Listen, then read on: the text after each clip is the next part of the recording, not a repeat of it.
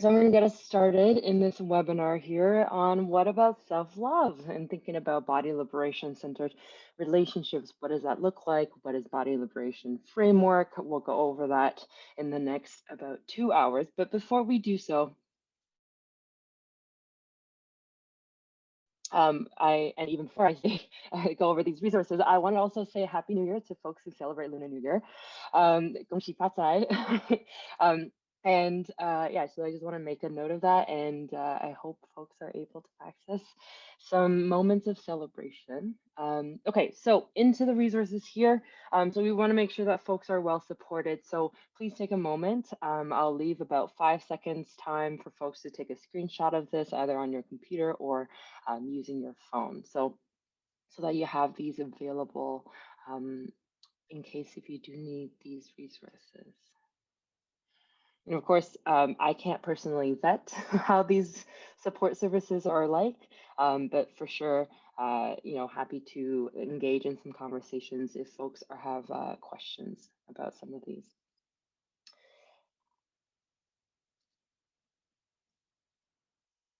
Going into the next slide here, it's more specific to eating disorders if you're seeking for treatment.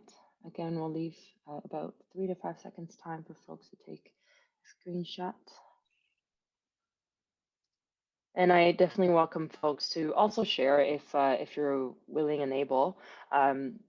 If you've had experiences with these with accessing these services and you've had positive ones or not so good ones, like feel free to share that into the chat. We'll be using the chat space here for sort of a side conversation or directly about the conversations we're having on the webinar here. So feel free to share.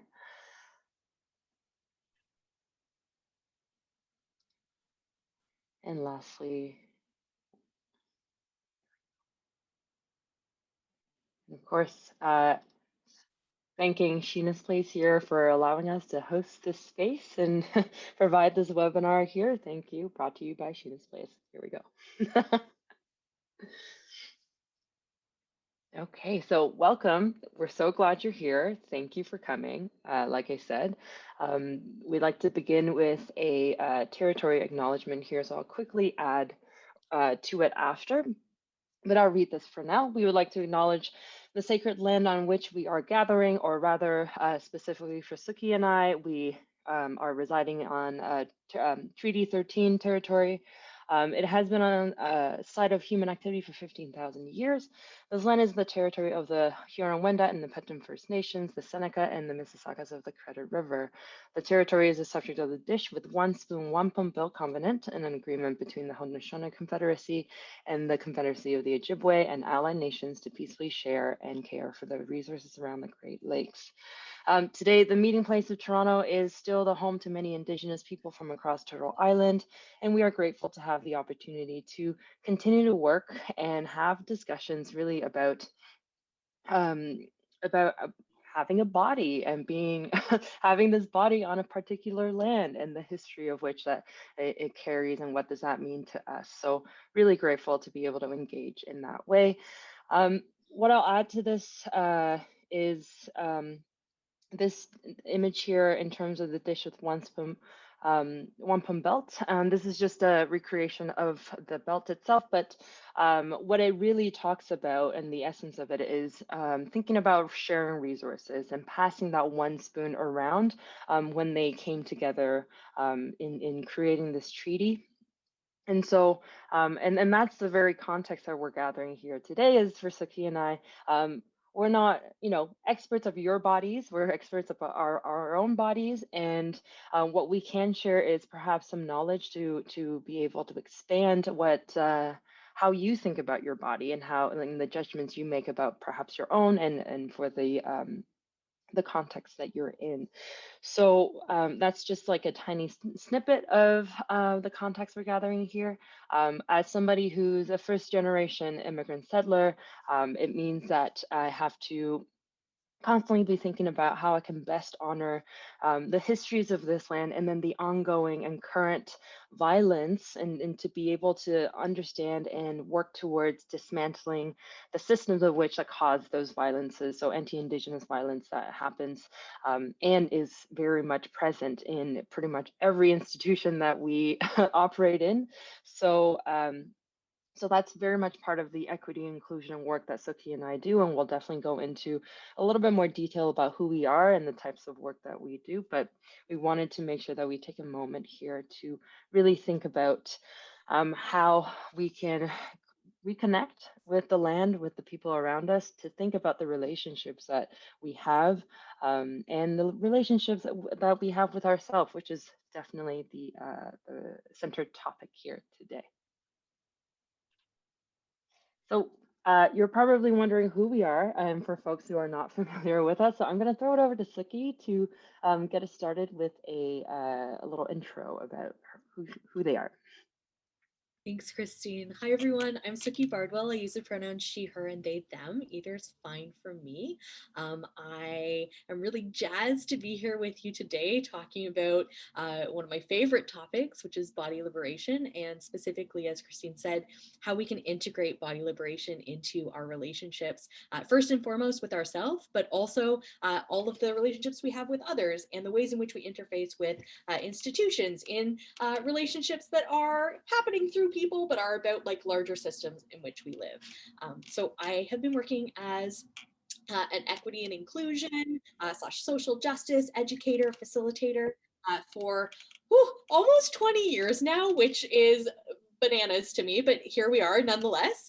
And that work looks a whole lot of different ways. So I'm really honored always to share space and present alongside Christine, and really grateful that that's often the way in which I get to do this work. And so a lot of our work has focused on creating inclusive and nonviolent spaces for queer and trans people, two-spirit people, intersex people, addressing kind of like systemic violences like racism, ableism, ageism, all kinds of violences that are specifically focused on bodies. And my own personal experience has been moving through the world in a fat body. That's been my experience for the vast majority of my life, if not the entirety of it.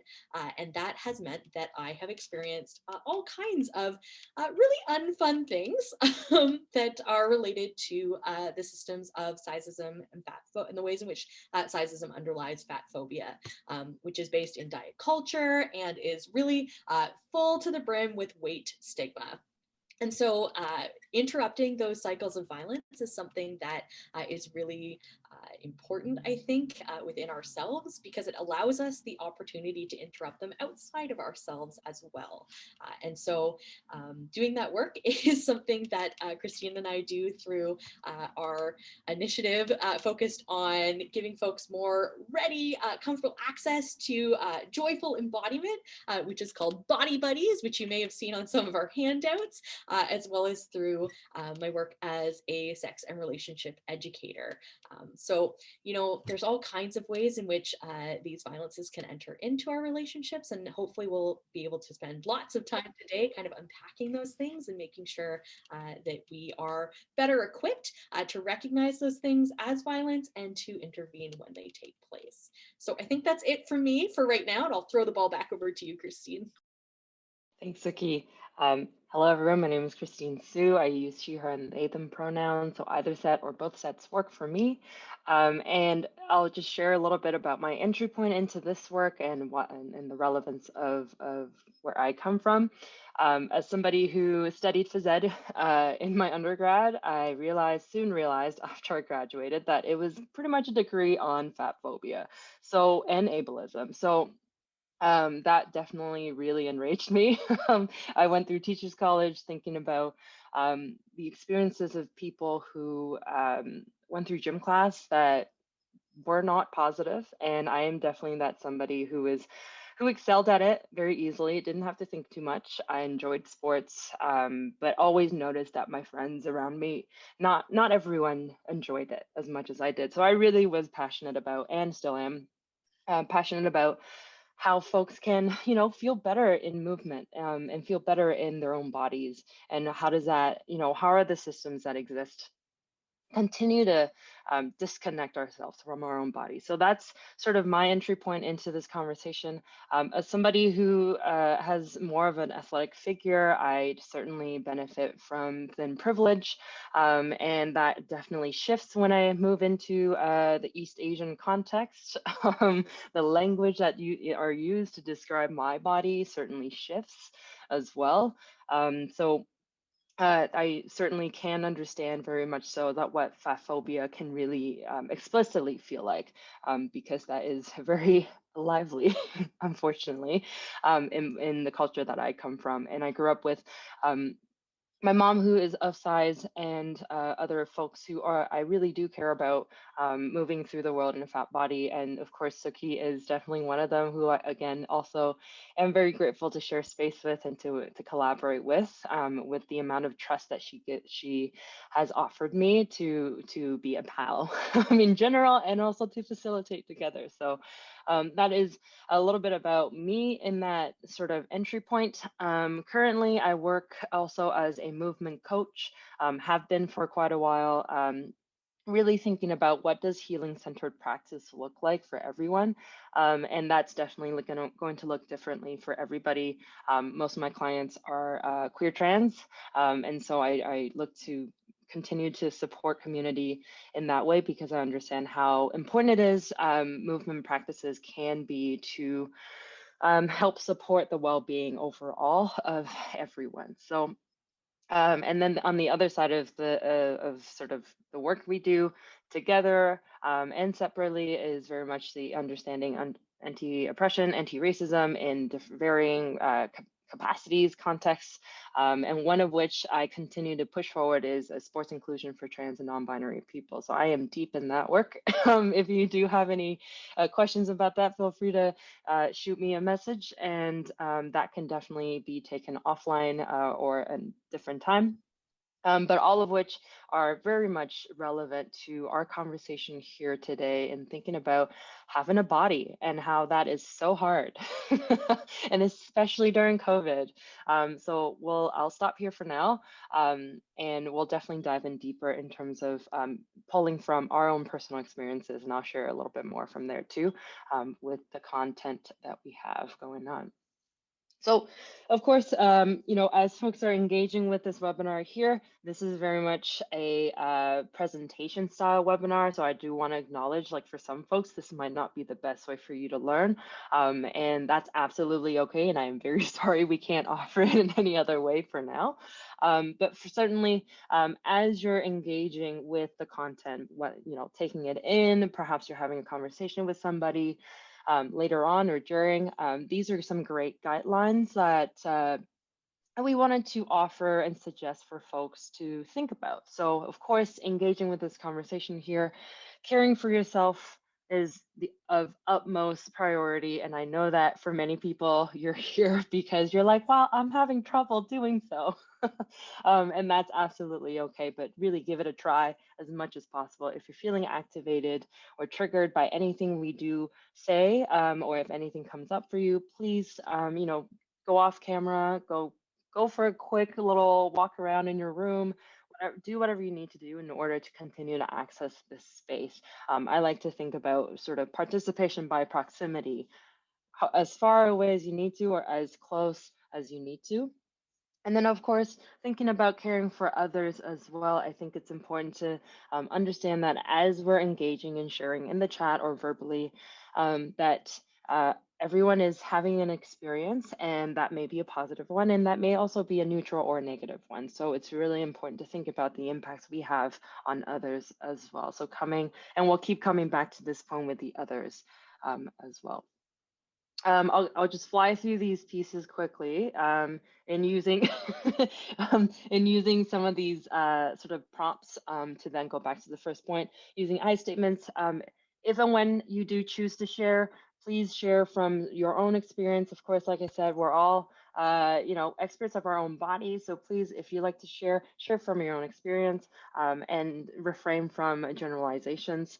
And then going into sort of being open to hearing different experiences, being curious about that, being curious about your feelings as they come up, as well. Continue to likely repeat multiple times in this webinar. Feelings are information, it's data for us to understand where we're at, and perhaps what we might need, again, going back to that care for yourself. The last two, accountability and compassion and engagement, I'd say that those two definitely overlap together. Holding ourselves accountable can allow for other folks to continue to engage in a way that could feel safer. So it's important to understand how we're engaging, the impacts, as I've already mentioned, and then holding ourselves accountable to ensure that we're taking care of both ourselves and others. And to engage with that compassion, both for, again, yourself and others, in the sense of meeting yourself and others with kindness and gentleness, even if it contradicts your truth. Trying to see if you can hold that multiple truth, and that it does not invalidate yours, nor does yours invalidate others. So we want to make sure that those are pieces that we name. And if you're wondering, how do I go about being compassionate to myself or to others, we'll definitely be sharing more details that will point to these suggestions. If there are any other suggestions that would help make your experience better, please share in the chat. Any access needs, if we need to slow down, if Sookie and I are getting too jazzed up and excited and we're speaking too fast, please feel free. Or if there's pieces of language you're unfamiliar with, please put it in the chat. We'll be happy to answer. It's important for us to, for folks, it's important to us, for folks, there we go, to be able to access all the language that we're sharing into the space. And if you cannot, for whatever reason, please private message us or just put it publicly in the chat. So yeah, I'll leave it for now. I'll throw it back to Sookie, and we're going to be throwing this imaginable ball back and forth throughout the whole time. So that's just a note. Thanks, Christine. So in regards to accessing compassion, one of the ways in which I access self-compassion is by engaging in language reclamation. We're using a body liberation framework today, as we do in all of our work.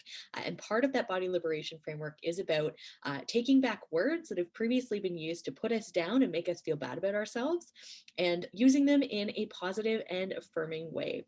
And that's the way that I use the word fat, because it's not an insult, it's a descriptor, and it's not a bad word. The things that make it feel like an insult and a bad word are anti-fat violence and anti-fat sentiment that are really part and parcel of that diet culture and all of the weight stigma it's imbued with that were previously mentioned. And so sometimes this is a little bit of a challenging thing for folks, given that anti-fat violence is so deep-seated, and we are often really used to only hearing this word used to insult people, to make us feel bad about ourselves and as though we're having a body wrong. And so you'll hear me use over the course of today, and Christine as well, the word fat in a positive and affirming way. But we wanted to acknowledge that that can be a little bit challenging for folks, given that it's often a really new experience. So I'll leave it there for now, but we'll definitely have space to talk about that. So with today's agenda, we'll be tackling a couple of really big, hefty concepts. And so we'll try our best to sort of break that down on sort of, at minimum, the surface level for folks to then continue that learning on your own and also in other groups as well. But we're going to go over what the word Metanormativity means, unpacking it a little bit in terms of like how does that show up in our lives, in our own context, and also at large in the media, as an example. Then we'll go into the politics of desire. So what does that mean? For some folks, you may have heard of desirability politics. We'll go into that and unpack that as well. And then we'll go into really talking about like, what love actually means. What is it? How can someone experience sort of the feeling or the concept of love, and how that can be also expanded in definition, and that it does not have to look a particular way, and because it shouldn't hurt. And then lastly, we'll try our best to wrap up with body liberation and pleasure activism. We do have a lot of content, so we may end up in pleasure activism as a way to kind of prompt folks to think and move forward with some questions for yourself, perhaps, or questions for you and anybody close to you, to then have a conversation about how that can be a way of challenging the systems that often harm us and restrict us of understanding relationships. So I'm going to throw it back to Sookie. Thanks, Christine. So we'll get started with unpacking a metanormativity. I know that for lots of folks, this can be a really new piece of language. And often folks are like, what in the world does that mean? And so we wanted to give you some idea of what a metanormativity encompasses. And to kind of help us out with that, I want to talk a little bit about my #1 favorite game in the history of the earth, Heartthrob Dream Date. It is a game that I remember playing as a young person, and last year I really became obsessed with it again and searched all across southwestern Ontario looking for a copy of it, much to the chagrin of literally all of my loved ones, who were like, do we really need to go to like every possible thrift store in the history of the universe? And I was like, we do, because I need this game.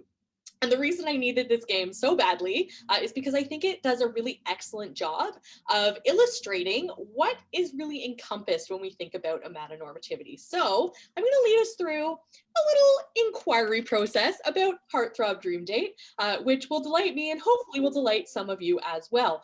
So there are a few questions we can ask ourselves about this game as an object. I think this is a moment where like my background as a cultural theorist really comes through, because this is really my jam.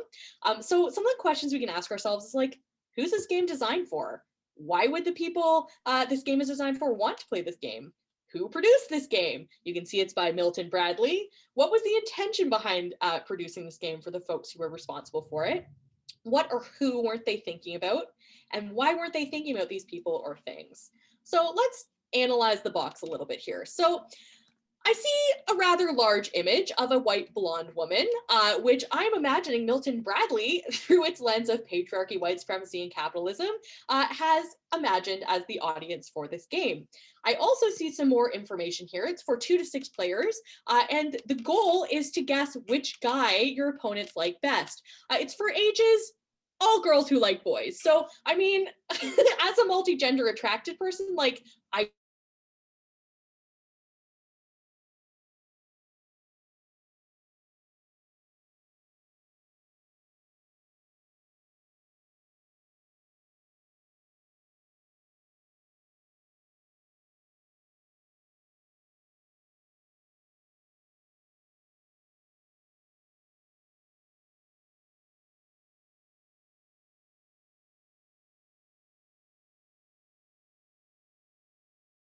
looks alone, pick your heartthrob from 3 photo cards. Wow, that's really not a lot of options, and not a lot of information either. Then guess which guys your friends will pick. If you're correct, you could win this dreamy dating game. Also, you could fall in love at first sight, but be careful. Personality cards will reveal more about the guys. Some of what you learn makes them more appealing, but other things are a real turnoff. Presumably being named lips, I don't really know. You must decide if looks or personality are more important. Why either or? Confusing. But you didn't realize that Johnny cracks his knuckles, oh no, and bites his fingernails. Could you tell that Brad still sleeps with a teddy bear? Me too. And what about Greg? Did you know he eats bugs to gross out girls? Maybe he's hungry. Play Heartthrob and find out what it takes to make a great date. Whew, I don't know, Heartthrob. I don't know if that's accurate for what it takes to make a great date. All right, let's move on to some more of this information. So, you know, I can see some popcorn in a bowl here. I can also see very fuzzily, maybe on my box I can see a little bit better, but it says that it's 2 a.m. And there's 1, 2, 3, 4 white women yet again, and ultimately, to go back to who I'm seeing depicted as dream dates, I seem to be being encouraged to seek out a G.I. Joe type white gentleman with class privilege who is depicted here offering me a ring, because ultimately the goal of dream dating is to find a monogamous partner to whom I will be married in the future. So I think when I think about a metanormativity, that box really provides us with a lot of information about what that looks like in regards to like who my partner choices are supposed to be, what they're supposed to look like, their relationship with ability, their relationship with the socioeconomic system, as well as like gender and attraction, and kind of the types of relationships that I'm expected to be pursuing. And so if we think about a metanormativity, there's a whole variety of different systems of oppression, as we saw illustrated there, that are really coming into play. We have cissexism, we have ableism, sizeism, racism, misogyny, an emphasis on the nuclear family and compulsory monogamy. We have a presumption around allosexuality and heterosexuality, binary gender, and attraction to exclusively one gender and one partner at a time. So and that's what binarism and monosexism are referring to. And so that's a heck of a lot of pressure to experience attraction in a very specific way and to like configure relationships in a very specific way. And so that's not going to necessarily work for all of us. Really, as I already said, there's this emphasis on pursuing a monogamous intimate partnership with someone who is the quote unquote opposite gender from ourselves, which like you'll see me a lot every time I talk about opposite gender, like doing air quotes because as like a non-binary woman, like opposite all often like really befuddles me because I'm like, what is the opposite gender? Like I have a lot of gender. Does that mean like the opposite would be like agender folks who have no gender? Like it doesn't make a lot of sense to me. So that's why you see me going opposite every time. So when we think about who's excluded from like this narrowly defined box, there's a whole lot of folks left out of that. Folks who are experiencing asexual attraction, folks in interrace relationships, folks who are experiencing stigmatized attraction, who are between fat, trans, gender nonconforming, disabled, older people, bodies. We have folks who are engaged in consensual non-monogamy who are excluded, folks who are engaged in alternative family structures, which can be defined in a whole variety of ways. Including like coming from like queer trans settings, folks who are in chosen family structures, folks who are in multi-parent parenting arrangements, folks who are closer with folks in like further afield kind of family relationships, and folks who experience same and multi-gender attraction. So that's a heck of a lot of people who are being excluded by a metanormativity, frankly, and that's not really serving the vast majority of us to be so restricted in how we're expected to experience attraction. It also means that we're supposed to look at and prioritize our relationships based on this structure. So prioritizing, as you can see, that giant pink heart, that monogamous intimate partnership, and kind of to a lesser degree, our friends, acquaintances, parasocial relationships we might form with characters that we meet through media like books or television shows that might be really significant for some of us and how we understand ourselves in the world, our colleagues, whether that's like our fellow students or fellow workers engaging in that capitalism, and our family relationships that are outside of that monogamous intimate partnership and how it understands the nuclear family as central. So, again, going back to like family as something that needs unpacking here, I think that really can provide us with some space to like better accommodate all of the different ways in which we might experience love and care for people in our lives. So that was a heck of a lot of information really quick, but I think this really sums it up when it comes to what we mean when we say challenging and unpacking a metanormativity. It's recognizing that love comes in many forms from many places and in many guises, and a lack of one specific kind of love doesn't make you unlovable. It doesn't make you any less fulfilled, because you're full as you are and complete where you stand, loved, needed, and wanted. And it's really not up to anyone but you to define what kind of relationship you want to have with love, whether or not that's something that feels important to you, whether it doesn't, the types of love that you want to pursue, the ways in which you understand and receive that love, and the ways in which you understand and give that love. Because ultimately, like, Metanormativity is a lie, and really one that does a lot of harm and makes lots of us feel like we are not granted access to participation in something that is so fundamental to the human experience. And I think that is really hurtful, not hurtful, disheartening and hurtful. That was my portmanteau of those two things. So if we recognize other types of love, I think that can really help us to feel more like we can access love and care for ourselves, right? Because we're less likely then to feel kind of left out of what love is, quote unquote, supposed to look like. So, as I said, I'm always really honored to present with Christine. I love Christine a whole lot. And, our love as a couple of pals and co-facilitators is something that is really significant, I know, in my own life, and I think in Christine's as well. And so making space for that's really important. I love lots of my hobbies. I put a lot of energy into constructing a slideshow where I showed you a lot of elements of of art throughout Dream Date, because I'm a total nerd. That's love. I love trees, nature, the love that you find with your family, that you find online with friends, because we're living in a moment where we can't safely gather together, and so that love is really significant and valid in and of itself. The love we find for the media texts that we really like, the love we find for our pets. Just earlier today, my brother's dog, who lives with my brother and I, really helped me calm my nervous system by providing me with love. The love for folks who are no longer physically present because they've moved on. The love we have for books, and the love, most importantly of all, and our focus today, that we have for ourselves. Because ultimately, we don't need to be in kind of those amatonormatively privileged relationships in order to live a life that is full of love. So what kind of makes us feel like amatonormativity is the thing we should be going for?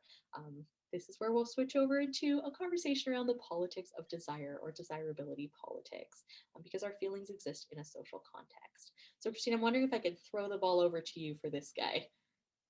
Sure. So we always want to, once we've acknowledged what a metanormativity may be, and how that exists as a system, we do want to make sure that also we talk about the actual sort of experience of desire, and that is always political, meaning that as we go into thinking about what desire means, to experience it and then to also express it, that it is always influenced by everything else around us, which means that it is influenced by our least favorite systems, which are white supremacy, patriarchy, and colonialism and capitalism, and it's all in it together. And of course, given this webinar, the context of which we are offering this webinar is also perhaps on a weekend that some folks may choose to celebrate, which is Valentine's Day. And so we wanted to make sure that we do unpack that sort of concept of desire a little bit. So going into the next slide, what does desirability got to do with it? So as I've said, systems of oppression definitely positions some bodies to be more desirable than others. And as Sookie has poignantly, offered us this lovely game, that game really speaks volumes to what bodies are more desirable and what bodies are actually seen as beauty and defining beauty, and continues to kind of go into a feedback loop of understanding what desire is and should be like. So for many of us, that may mean that if we're not white, we're not desirable. If we're not skinny or thin, smaller bodies, we're not desirable. And that it also, gives us that the idea that we somehow should be something that we're not in order to be desirable. So, this is in thinking about the attractions that we experience, right? Whether or not we should even experience certain attractions. And especially for all the queer folks out there, I'm sure it's been a journey and half and continues to be one, to better understand what that's like in expressing our attraction, the feelings of our attraction towards somebody else, if that's something that we experience, and to who that is, directed to. So all of that very much covers and influences our view on whether or not we get to have access to the things that we desire, to the people who we desire. And anytime that maybe perhaps you're breaking up with somebody, ending a relationship with somebody, or dealing with the relationship you have with yourself, all of that is constantly being influenced by the desirability politics, or that the word Metanormativity that is always, unfortunately, in us and around us. It is the air that we breathe, and sometimes I say sometimes, but it's all the time. It's very annoying. So to continue this conversation, what does that look like?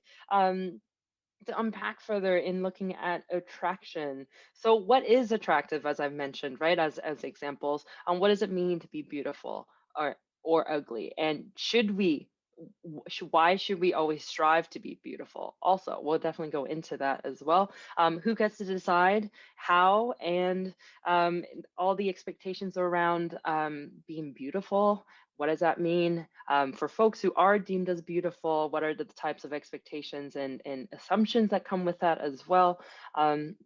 And also, sort of, where do we access this piece of information throughout our lifetime, right? And the context that we're in. So these are all really important questions to ask in better understanding and perhaps unpacking, what is deemed as attractive. And that, for some folks, this is where they start to say, well, listen, that's just a sensation I have in my body. I know for sure that's the way it is. But really, I would definitely ask and encourage folks to, take a moment and think about, how does that come to be, and can that shift as well? So I'll throw it over to Sookie here, if that's all right. Totally. Thanks, Christine. So, really, this idea of like attractiveness is hemmed in and limited by a particular system referred to as looksism. Looksism, as a system of oppression, is referring to all of the ways in which bodies are framed as attractive or not attractive based on like a very particular normative standard, which we saw illustrated already in that heartthrob game. It's really bound up with and supported by, intermingling with racism, classism, white supremacy, capitalism, ageism, healthism, misogyny, ableism, cissexism, heterosexism, sizeism, all kinds of like very shitty, unfun things.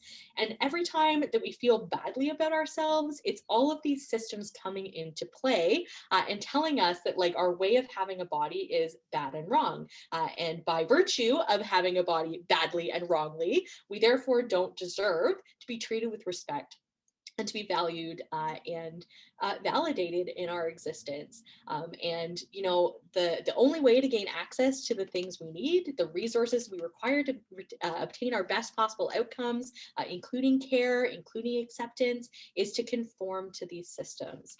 And that's not only super unfair, but downright impossible, right? Because like in many of these instances, like we don't have the ability to change our bodies to fall into alignment with these systems, nor should we be expected to do so, because ultimately, like, that is what violence is when we talk about violence directed towards embodied experiences. This unreasonable and unlikely requirement and demand that we fit ourselves into boxes that we ought never to have been asked to put ourselves into in the first place.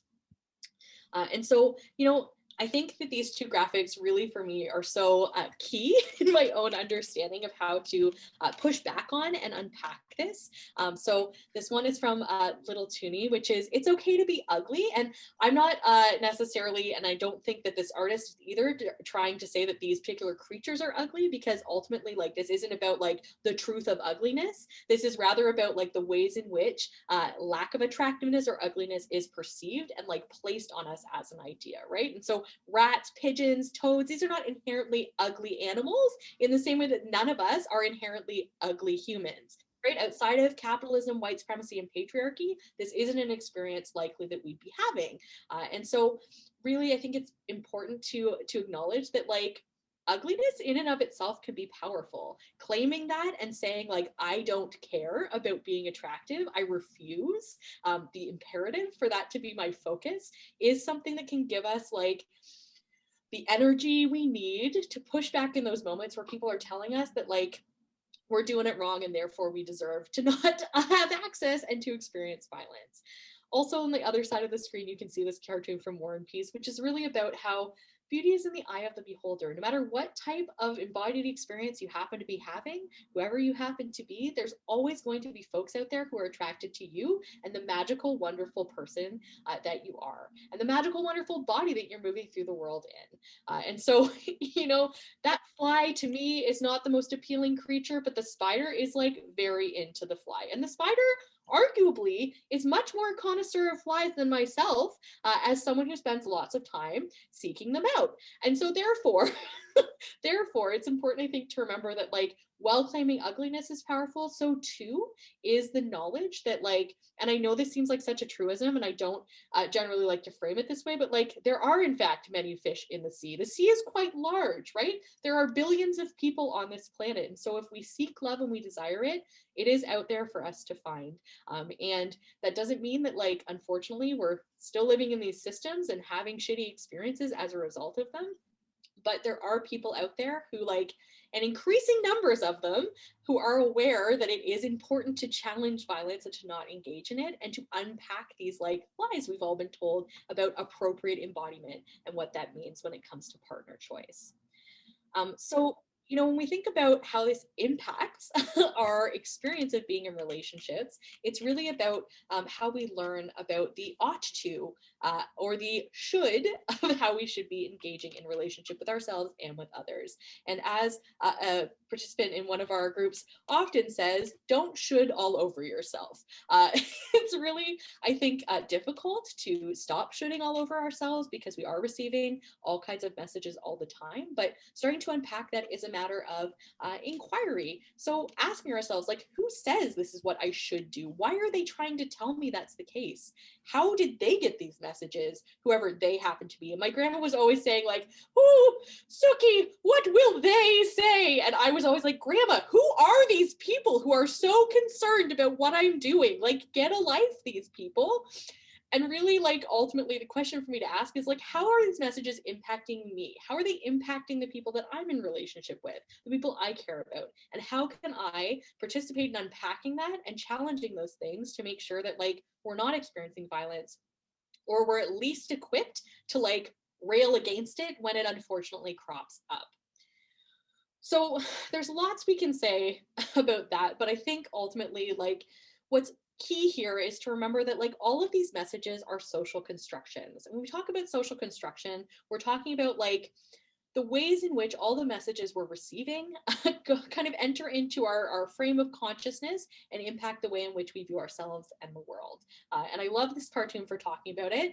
As you can see here, it says, listen to me, gender is a construct, society is a construct, money is a construct, but bedtime is very, very real, right? And I think that speaks to how like all of these things are ultimately inventions. They don't just like exist outside of a social context, but they do very much have social consequences and personal consequences. And so unpacking that can provide us some access to a little bit of freedom from that reality.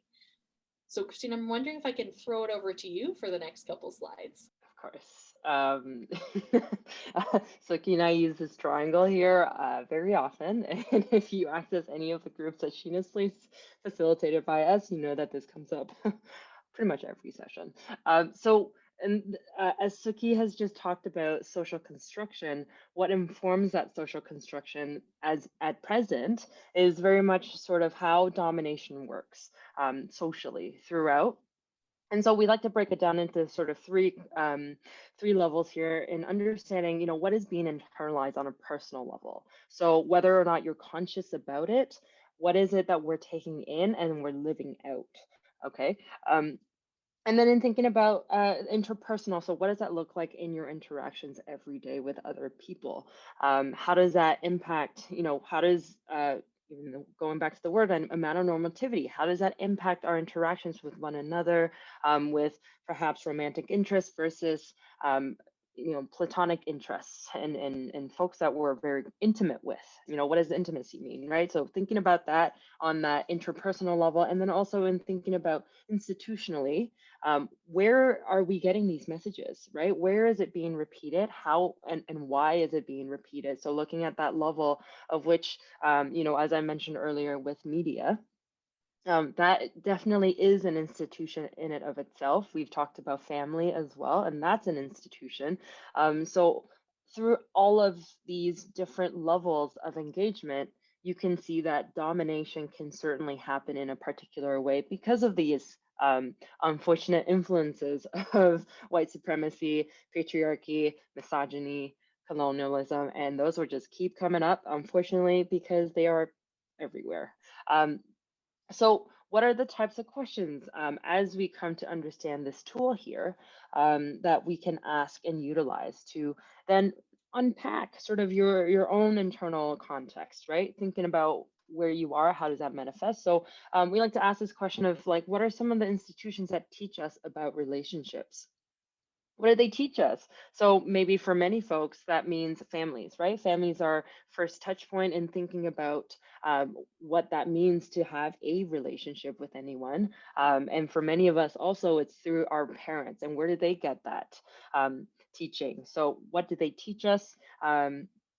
What do relationships mean to us? Is it important? Is it different? Is it just kind of sparse? And families, a very broad sort of term, very loosely used. Or for some folks, chosen family is where it's at. Your biological family that you didn't really consent in, appearing the world in. You didn't get a choice. That they certainly teach us about what that relationship should and will continue to look like. So going into the interpersonal piece and internalized piece, how do we learn these things? Where do they come from? Continuously to ask that question there, to then interpret what our future relationships will look like.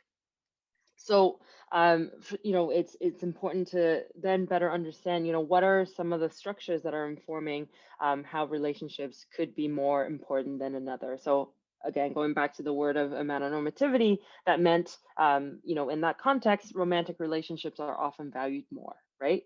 And that's the only space you can be very intimate with people with. That's a total lie, as Sookie has repeatedly said. Thinking into the interpersonal piece with, what are the impacts that come in when we think about those different various levels? That meant maybe our friends look differently. Maybe we never get to be as close as we'd like to be with our friends. Or that for some folks, they just continue to be the closest with their friends and they don't have sort of ongoing romantic interests that are longer term, right? And perhaps we're not even engaged with our own family, biological family, for a variety of different reasons. And then internally thinking about whether or not we're deserving of any of these types of relationships. All of that can very much impact how we judge ourselves and judge the relationships and the interactions we have every day, both with ourselves and with other folks. And that impacts all of the choices that we make, for sure. So that's like an example of which you can use this tool to unpack some of and reflect on your own experiences, and to perhaps have some conversation with pals that you have that intimate connection with and can further explore. I'm going to throw it back to Sookie for this one here. Thanks, Christine. And so if we think about like what those impacts are, to go back to that question, like ultimately the impact a lot of the time is relationship policing, shaming, and negativity, as Christine said. Because we've internalized these messages about what desirability looks like, what desire ought to manifest as, it ends up impacting like not only how we recognize ourselves as valid and valuable in relationships, but how we judge the relationships we see other folks in. And so this is a collection of images from Carol Rossetti's The Woman Project that illustrates some examples of what relationship policing and shaming can look like. What we'll ask folks to do is to just take a minute to check out these images and to think about the ways in which you can see a metanormativity manifesting through these reactions that folks are kind of sharing through these images to the relationships that they kind of find themselves in or are pursuing in their lives or not pursuing. So I'll put up an additional slide in just a second with some questions we can ask ourselves, but for now, just have a read through and see what you can see. And for accessibility, I'll also read them out loud as well, just in case folks would like to have that as an option. So in the first top image, Carmen and Phil met when they were really young and decided to get married when they were both 19. Many said that they were too young and should live their lives before getting married. They're living their lives together very happily, thank you very much, and never saw their marriage as a limitation to their freedom and happiness. Below that, Janine realized when she was young that she wouldn't adapt to monogamous relationships and therefore only engages in open relationships. Some say her lifestyle is immoral. Janine, you're honest with yourself, happy with your choice, and respectful to your partners when you talk straight about your way to love. The only immorality is the prejudice that surrounds you. Up top again, Nayana once heard that a couple is ugly if the woman is taller than the man. Nayana and Rob are very happy together and can't understand how anyone can think of love as an ugly thing. Beside that, Aileen is bisexual and people often say there's no such thing and she's really just confused. If she's not aligned with these people's thoughts, it is only because the love Aileen feels overflows labels. Your sexual orientation doesn't require public approval, Aileen. Below that, Miriam chose to adopt a daughter even though she wasn't infertile. There were some people criticizing her decision. Miriam, your daughter was not conceived in your uterus, but in your heart. It doesn't make you any less of a mom, and your love for your kid shouldn't be underestimated.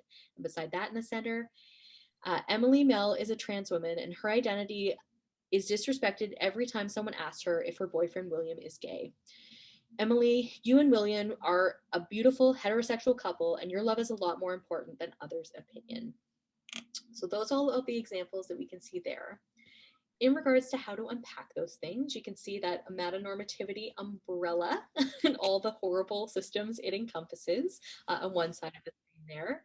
And some of the questions we can ask ourselves include, what's the message that these folks have received about their relationships? What aspects of a metanormativity are behind these messages, and how might these messages impact these relationships if they went unchallenged? So part of this project by Carol Rossetti is intended to specifically and directly address the messages that folks are receiving and to respond to them in an affirming way. And so that's what we really saw in those images in the bottom half, where there was an affirmation of the relationship and the experience that folks were having. I think for lots of us, we don't receive affirmation for our relationships, and it can be really challenging if that's our experience, because it can really cause us to start to question not only ourselves, but the relationship and its validity in and of itself, and can lead to really not only discomfort, but like the desire to like leave relationships that we're otherwise really happy in. At the same time, and kind of conversely, metanormativity can also cause us to feel like we need to stay in relationships where we're experiencing violence or where we're not happy. And that we, because we feel limited in our partner choice, because of these metanormative messages, like we don't have the option of leaving those relationships, especially when we talk about violence, as we'll switch into addressing really soon. It's really important to understand that like a metanormativity is often at the root of the violence that we're experiencing, right? The internalization of these messages, their continued repetition through the systems we're interfacing with, through those institutions and through our interpersonal relationships. And it's not our fault that those things kind of enter into our minds and impact the choices that we feel empowered to make for ourselves and within our relationships. And so, Christine, can I throw the ball back over to you for the next one? Sure. And so in thinking about the varying types of relationships we may have, it's of course going to be impacted by the ways in which we move through the world and also are seen in the world, as well as the other person or parties or people.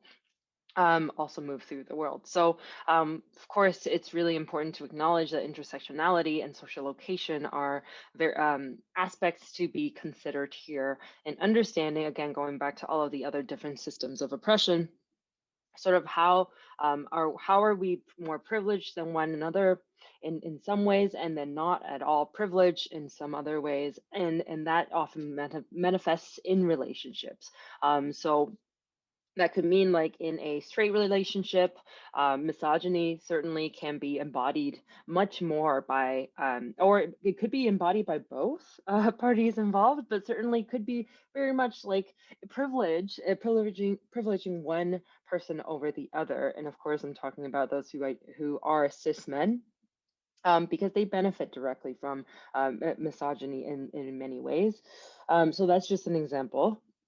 In other ways, like, if you're thinking about interracial relationships, whether that's friendships, romantic, that also, again, privileges do play out in those types of dynamics and interactions. So we really want to ensure that we do introduce this idea of intersectionality in thinking about so a concept by Dr. Kimberly Crenshaw, and thinking about how those varying aspects and experiences can really influence the ways in which we engage with one another. And here you have, it's not so much a complete list, and certainly not at all a complete list of different identity markers, but that it's a great way to better understand sort of how are you being targeted potentially, in thinking about the experience of harm. And so for me, that often is very much this graphic here very much applies to my experience as somebody who is Chinese, and not I was not born here. English is not my first language, and so that impacts a lot of which in all of my relationships, basically, with anybody else who isn't who is white. Sorry. So that's just one example in thinking about these experiences, and that means that, I'm constantly experiencing white supremacy, left, right, and center, right? And with a white partner, that is very much present. That means, my experiences could very much be erased. That means when I do speak up, those similar tone policing could potentially pop up. All of the different microaggressions can all come up, and even when a relationship ends, I'm using that example of having a white partner, that also means that I may very much have those internalized messaging of, like, scarcity mindset, meaning, will I find somebody else who will find me desirable, right? And in thinking about whether or not race plays into a factor here, because systemic racism experiences of that will definitely weave in and out of relationships, and navigating that kind of difference is going to be often a point of tension and conflict for folks who are in interracial relationships with a white partner, and for folks who are also interracial but not white. That can also show up. So those are just some examples of thinking about how social location and intersectionality kind of shows up in any type of relationship, and in particularly in romantic relationships, because for many that's where a lot of that's where it's very high stakes, or at least it feels high stake, and that there is a huge focus on that type of dynamic. So in understanding, or to sort of simplify, what is that? How does social location play into this context here? Is you know, many people will say, "Oh, don't worry, just put yourself out there, right? And you'll find love. Don't worry about it." Not acknowledging that, as you can see, that wall exists with a certain type of shape, as we've already explained around, like, social domination and sort of what the systems that influence the shapes of those walls, and that there are plenty of barriers for folks who are marginalized, who are made vulnerable, that would make it harder for folks to be able to find other folks who wouldn't do violence to them when they do engage. So it definitely is a lot harder, even though that circle says, just be yourself, it's fine. It is definitely very hard for many others to say, like, listen, that kind of concept, that kind of format configuration isn't going to work for me. For folks who are non-monogamous, having to be in a monogamous relationship may not work for them. Very much like, I can't, I personally can't imagine being queer and having to be in a straight relationship for me, because I'm same sex, same one gender attracted rather.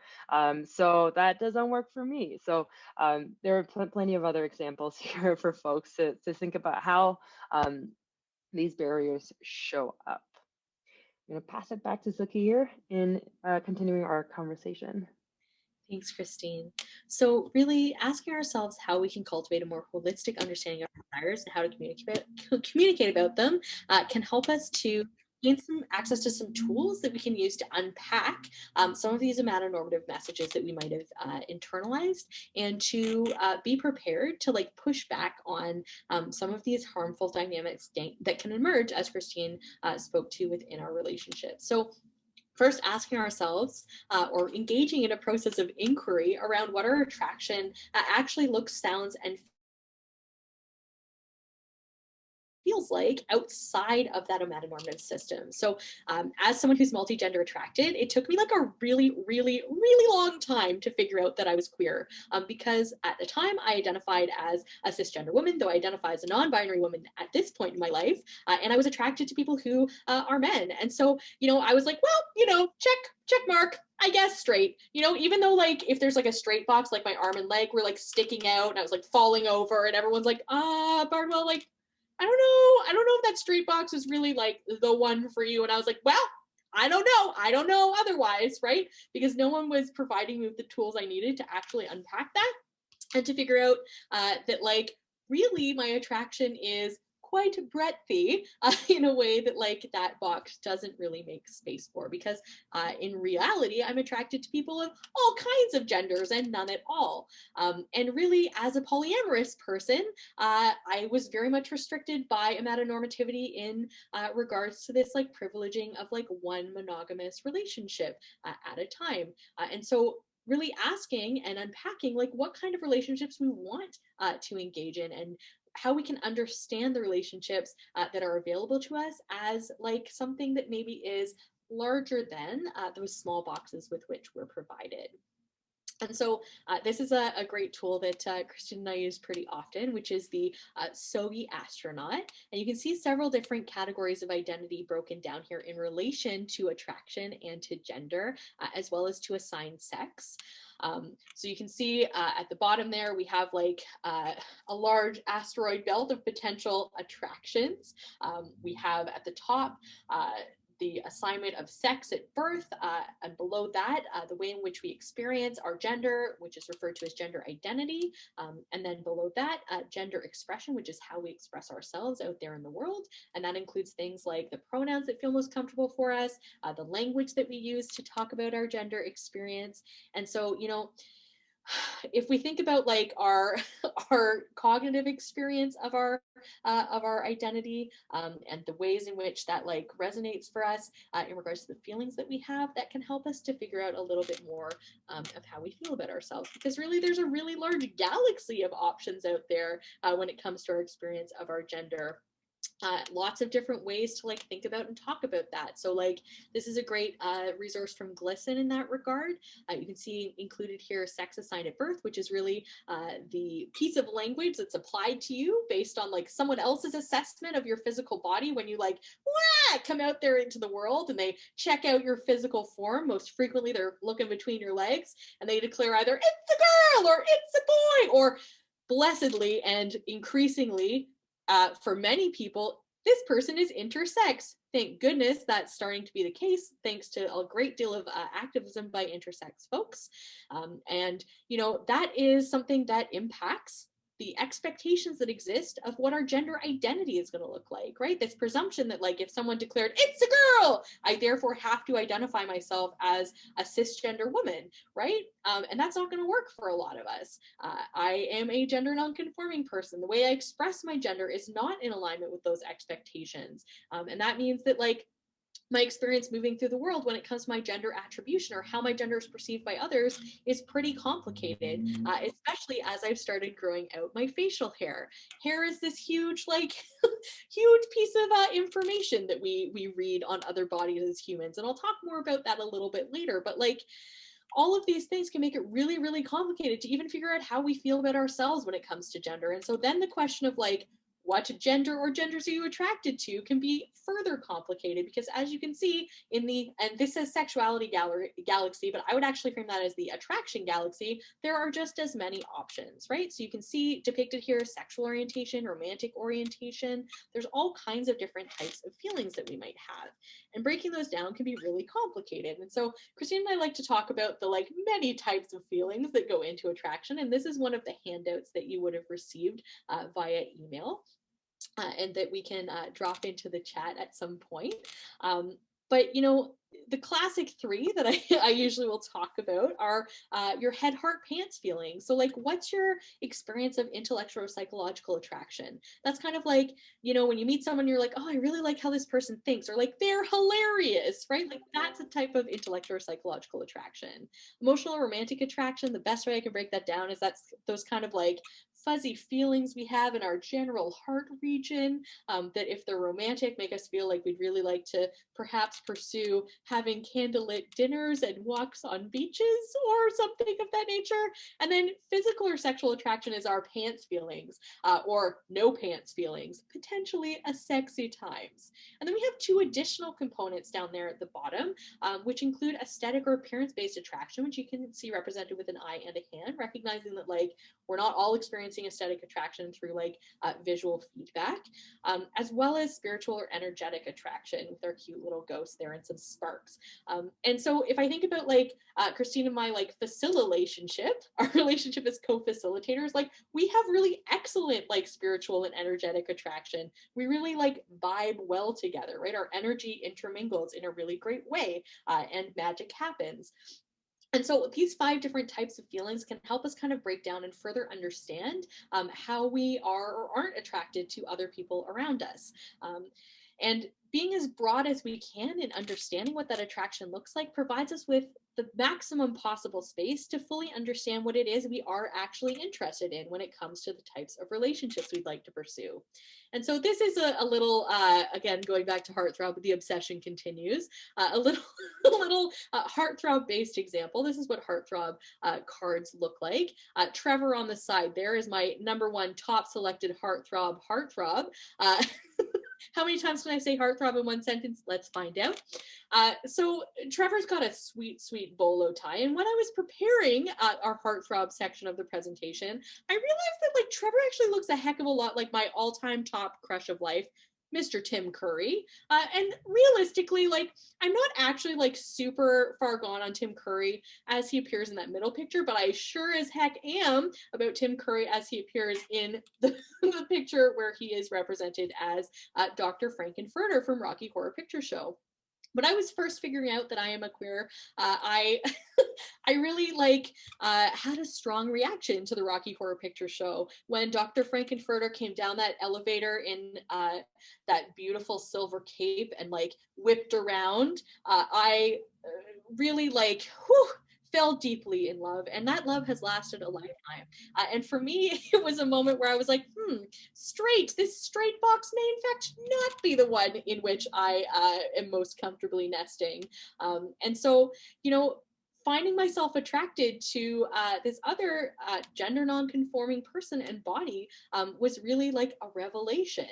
And so I think it's really important to think about like the ways in which our like understanding of what relationships are possible can impact the way in which we understand the interior or internal experience of attraction that we're having.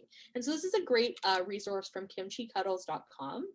And it's a relationship body map, which is meant to help you break down kind of like what types of connection are most important to you in your relationships. And that can be in all of your relationships as a whole, and that can be in like individual different types of relationships, right? You can think of this as like an opportunity to think about like your friendships versus your family relationships versus romantic or sexual relationships if those are interesting to you, versus like relationships with your colleagues versus relationships with acquaintances, and thinking about kind of like what we're interested in pursuing can help us to better understand kind of how we want to push back on those metanormative assertions about relationships and what they're supposed to look like. And that, I think, is worth acknowledging is really going to be impacted by like what kinds of relationships we do and don't see represented or modeled for us as possibilities. So this is from a cartoon, a comic by Maya Kobabe called Queer Love Actually, which is kind of an exploration of the ways in which like representation fails us as folks who are experiencing our attractions and our relational desires outside of that a metanormative framework. So this is just 3 examples. The cartoon really focuses on unpacking the movie Love Actually, which is why it's called that Queer Love Actually, and the ways in which like queerness is and is not represented in that text. So really mainstream and commonly watched holiday film that falls into that romantic comedy genre, but really not giving us representation of like multi-gender attraction, of no gender attraction when it comes to asexual or aromantic attractions, of attraction to bodies that don't fall within that gender binary system, and depictions of like polyamory or consensual non-monogamy, of like multi-partner relationships that are not focused on kind of like this metanormative idea that you can only experience attraction and love to like one singular person at a time. And so in the absence of seeing these things depicted, it becomes really difficult, to go back to my example of Dr. Frankenfurter, Tim Curry, crush of my life. Like up until that point, I probably, without seeing Tim Curry in that role, would not have had a sense of myself as someone who like loves gender treachery. Not only loves it for myself, but loves it as something that is embodied by other folks, where I find a lot of resonance and excitement. Pushing back on systems can be something that can be quite attractive. And so, when we think about different options for relational configurations, I think it's really important to break down the reality that for many of us, like monogamy is the only thing that we've really ever seen depicted. And so consensual non-monogamy can be something that feels really scary and threatening, and isn't something that's going to be interesting to everyone, but is to some folks. And not having that depicted can mean that like we feel really restricted in our relationships. Maybe we're folks who are able to make space for multiple friendships, but feel much more challenged around making space for multiple romantic or sexual connections. And so, providing ourselves with the opportunity to think about what's going to work for us when it comes to our attraction, to our relational formats, and broadening that can provide us with an opportunity to develop and I really don't enjoy the word authenticity, but in this instance, like a more authentic, for like our true feelings, understanding of what it is we desire in the world. And so that can really provide us with some insight and some tools to avoid relational violence. And so we'll shift now into a conversation around relational violence. So before we dive into this, I think it's really important to acknowledge that, like, for many of us, violence is something that's part of our day-to-day lives. And so this might be activating, it might be triggering. And so please do, as Christine spoke to in the group guidelines, please do take care of yourself. If you need to step away, please do. And please remember all of those resources that were shared at the start of the conversation today. In our work, Christine and I often refer to this quote from the psychosocial legend, education legend, Mr. Rogers, which is anything mentionable is manageable. We do feel that talking about hard things is important, because if we don't talk about them, it's really difficult to be able to unpack them and to heal from them. And so when we talk about and think about violence, I think it's really important to provide one another with the tools we need to be able to identify violences and to address them as they take place. I know for myself, for a really long time in my own life, I didn't understand understand anti-fat violence as violence. It was just part of the like everyday tapestry of my life. People and the media were constantly telling me, as was my doctor, as were my teachers, that being fat was bad and wrong, and that I needed to not exist in my fat body, and I needed to, by whatever means necessary, stop my body from being fat. So when we're thinking about distressed and disordered eating specifically, that's one of the violences that we end up doing to ourselves when that's the message that we're receiving. We were taught to believe that our bodies are so bad and wrong that like anything and everything we could do to change them is justifiable. It really does open us up to a whole lot of violence that we do to ourselves. And that's an unfortunate reality moving through those systems. So Christine, can I throw the ball over to you for body negativity? Sure. So when we're thinking about um, essentially like thinking about like trying to avoid violence taking place both within ourselves and also outside of ourselves, certainly it's really important to acknowledge like body negativity is something that is taught to us and has conditioned us to continue to have those thoughts pop up.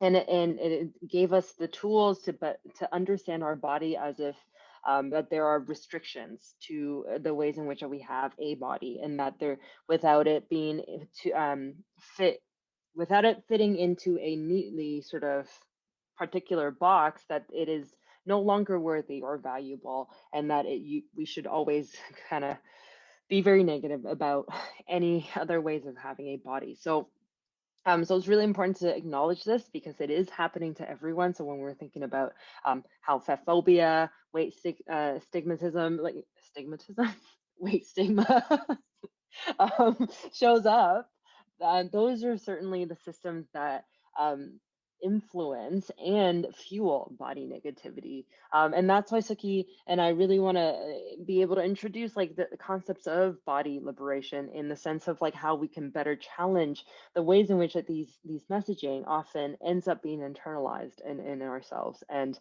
also with the reinforcement of the people around us, especially, just acknowledging like for folks who are able to access their families right now, especially for Chinese or Lunar New Year, like the first comment usually is almost always about our bodies, and that reinforces the ways in which we think about our own body, and how we have that relationship, which is of course speaking to the ways in which we judge, and have judgment.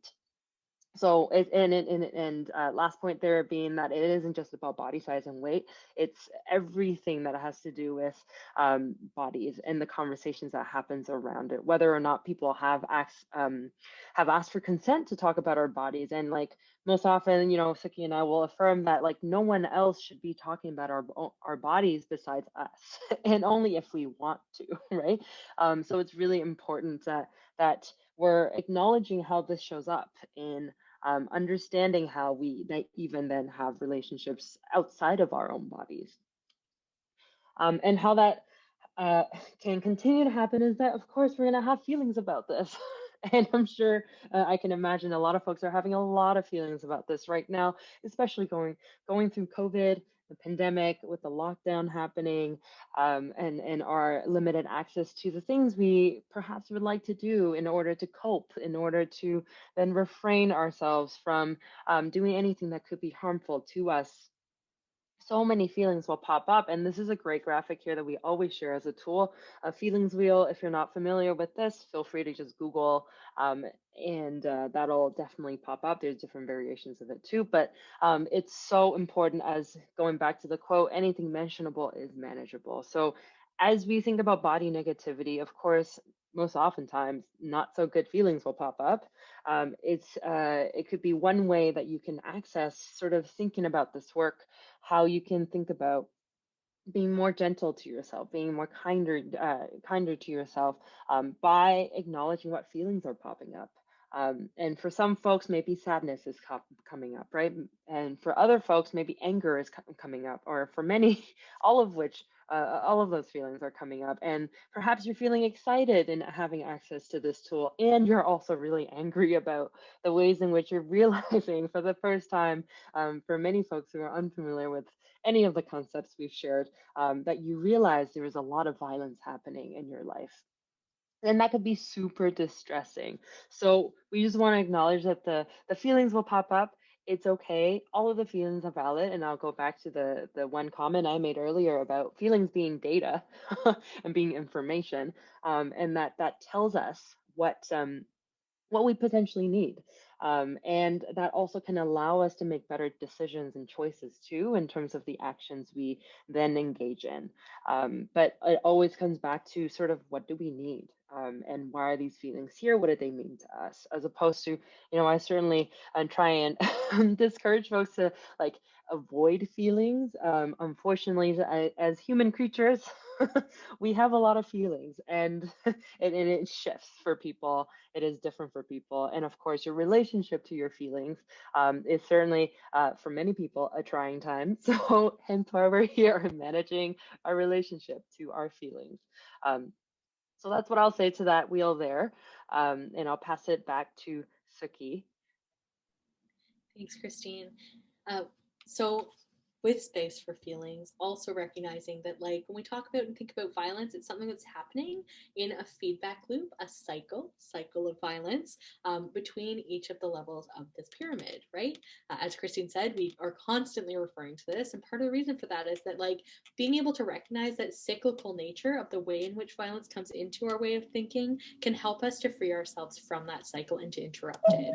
And so if we're thinking about the way in which that takes place, that interruption, bodily autonomy is one of the key elements of that process. So you can see that represented here with a tree, and that's because in our body liberation work, Christine and I make reference to a body liberation framework that is configured around the 4 sturdy trunks of body liberation, and that's something that we've addressed in longer form and greater detail in other webinars we've done in the past for Sheena's Place. And so if you're interested in accessing that information, those recordings are on the Sheena's Place YouTube channel.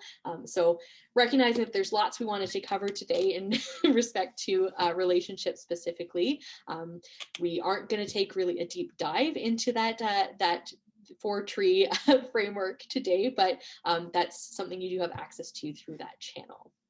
So when we think about body autonomy, at its heart, it's really the idea that we are unilaterally and uniformly the captains of our own underpants, which means that we are the only ones in charge of the bodies in those underpants, and our opinion about those bodies are the only ones that matter.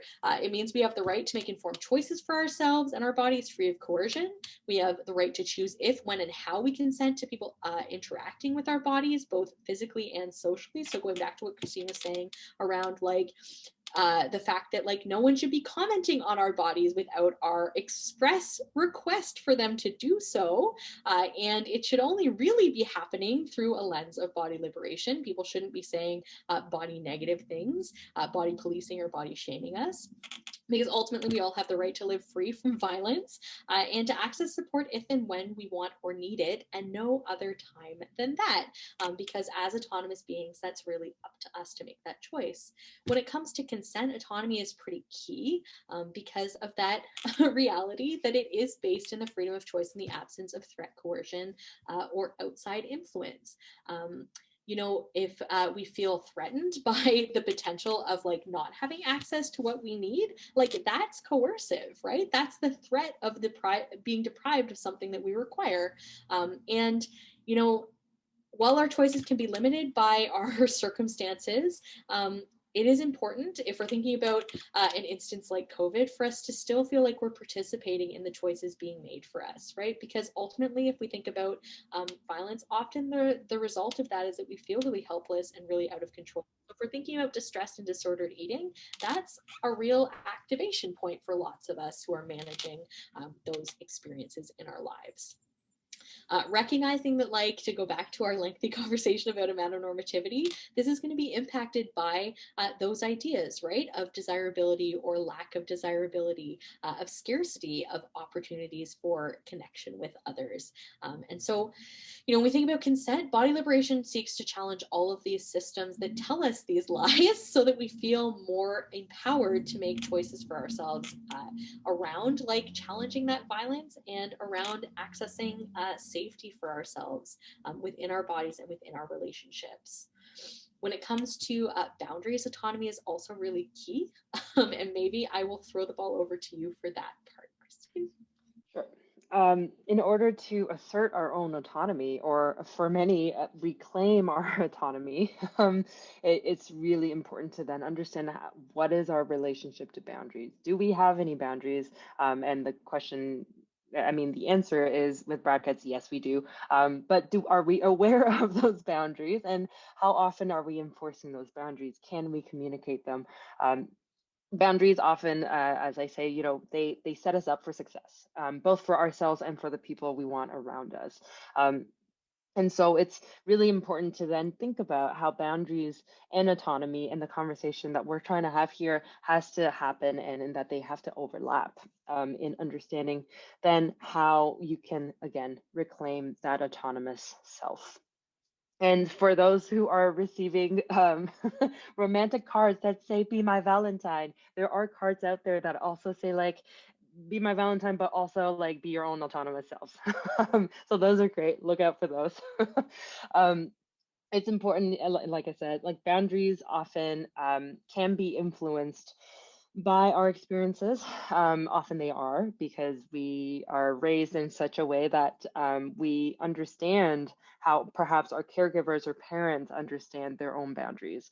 So, as an example, I grew up with sort of your typical Taiwanese mom who operated in the boomers generation. And so, having to carry on the mothership sort of role.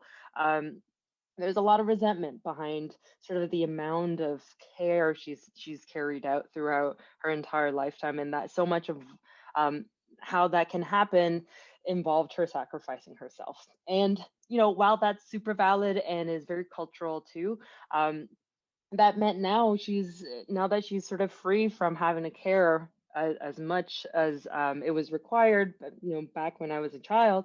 Now she's now thinking about, like, okay, what where are my boundaries?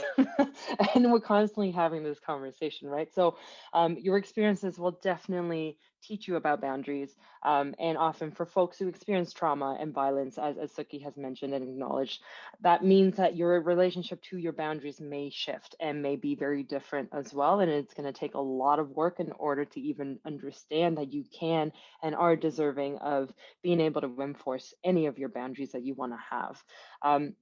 And the ways in which that we have those boundaries can look differently. So it could be very much internal, and also external. So as Suki had mentioned earlier around, intervening, right? The systems of oppression that could very much be in our faces all the time. That involves having some internal boundaries and saying, you know what, today I'm not going to listen to this. Or having some tools and sort of self-talk around, like, a lot of these messaging is coming from this one person, is about where they are in their understanding of their body, and it's not about who I am as a person. So, when I get a comment from a parent when I show up, right, it definitely is very much about where they're at, as opposed to where I'm at. Because also oftentimes I joke about, I immediately use this tactic, and folks feel free to take this on, when my parents, make a comment about my body being a particular size and that it needs to be smaller. I then challenge them by saying, well, then why do you keep forcing me to eat more food? And in Chinese culture, we immediately just share food into other people's plates as a way of care and love language, and constantly will say, you know what, like, I can't let you leave without being fully fed. And so that always is more of a comical way of being able to intervene in that instance. Definitely want to acknowledge, like, the chats that are happening on the side here of folks asking, how do you intervene?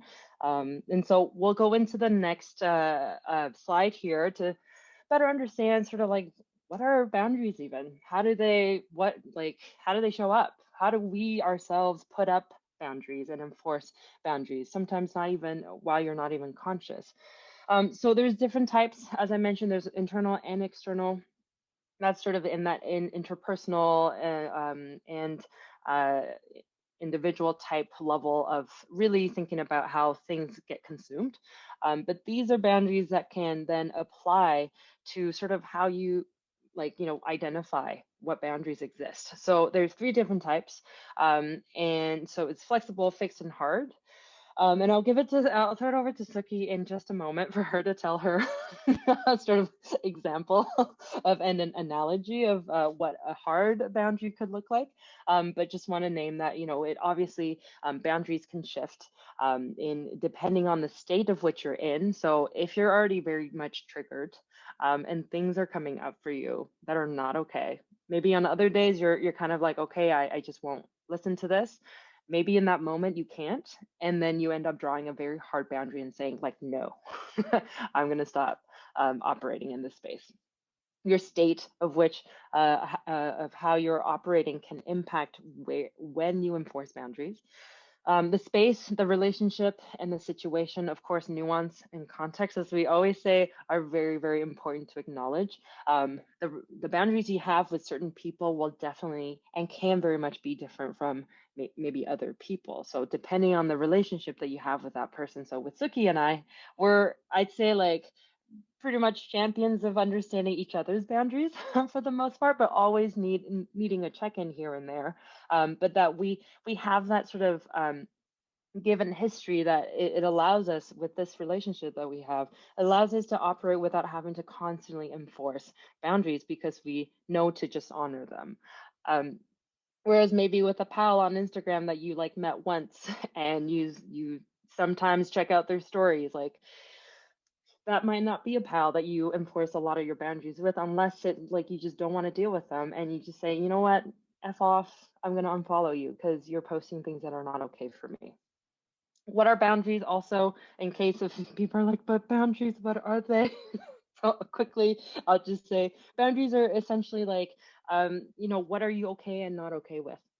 And when you're okay with something, that means perhaps you do have a boundary there, but that it's not going over your limit. So we're thinking about access to resources as well, and thinking about your needs there. So I'll stop there. I'll throw it over to Sookie and talking about these different types of boundaries. Thanks, Christine. So the example that I always use in talking about the difference between hard versus fixed versus flexible boundaries is that in my household, we have a very strict boundary around not pooping in each other's beds. So under no circumstances should anyone be pooping in one another's beds. However, if we think about how context and nuance are important, as I said previously, I live with my brother, and if he were hanging out in my bed and he had a horrible stomach flu and he just happened through like, excuse me, no intention to poop in my bed, I wouldn't be like, siblingship over, we are done here, right? Like we can no longer be in a relationship because you have violated the hard boundary. And so that is an instance in which that hard boundary becomes a fixed boundary, insofar as I'm not a big fan of it having happened. However, based on the context and the nuance of the reality of a stomach flu, it wasn't something that could be avoided. And so when we think about boundaries and relationships, I think it's important to recognize that like they exist in all kinds of relationships, the relationship we have with ourselves and the relationship we have with others. And so to go back to what Christine was saying around like internal boundaries, for myself, I have a very strong internal boundary around diet talk. It's something that as someone who will be in recovery from disordered eating for the entirety of my life is really activating for me. And so, unfortunately, because we do live in a very fat phobic and sizist cultural environment, it's not something that I can always have an external boundary around, right? Because unfortunately, we can't control other people. And so I can make requests for other people to not engage in that type of conversation in my presence. But unfortunately, it's not something that I can fully unsubscribe from as a human being. And so having that internal boundary means that when I hear those things being said, I say, no, thank you, that stays with you, right? It's a way for me to sustain my relationships and to prevent them from having to end. Because ultimately, like, I might decide after like someone repeatedly just continuing to engage in that type of conversation that being around them isn't safe for me and not something I want to continue to do. But, in the short term, like my internal boundary might allow me, if I have no choice about ending a relationship. So for example, if I'm in like a workplace and diet talk is happening all the time, capitalism means that I can't just like quit my job because I can't handle the diet talk. And so that internal boundary provides me an additional tool I have access to in order to keep myself safe. It allows us as well, when we're able to assert our boundaries and have them respected, to be vulnerable together, which is really key in developing relationships that are supportive. So to go back to what Christine was sharing about our relationship, as like good friends and frequent co-facilitators, like we have lots of very explicit and have had lots of very explicit conversations around like what our needs are, because really boundaries at their heart are about our needs and limitations as a person. And so as we're moving through the world together, like there are particular violences that we're more or less likely to experience. So if on a given day, you know, especially when Christine and I are travel facilitating and we're on the road, if I've heard and had to deal with like 20 instances of fat phobia in a day, and then we're in a workshop and someone comes for me, like maybe I'm too tired to deal with that, right? And so I feel safe to be vulnerable with Christine and to be able to say, hey, buddy, like I actually can't deal with this today. Can you please step in and assist me because I can't stop this violence myself, right? And I trust Christine to be able, because we've had these conversations, to step in. So I'm able to be vulnerable in that relationship in a way that I'm not able to be in that workshop setting where I'm dealing with someone who like maybe is participating in trying to learn and like because they're trying to learn is engaging in violence directed towards me. The way that that becomes possible is because we've communicated, right? We've checked in about those boundaries and we followed up on like what's required.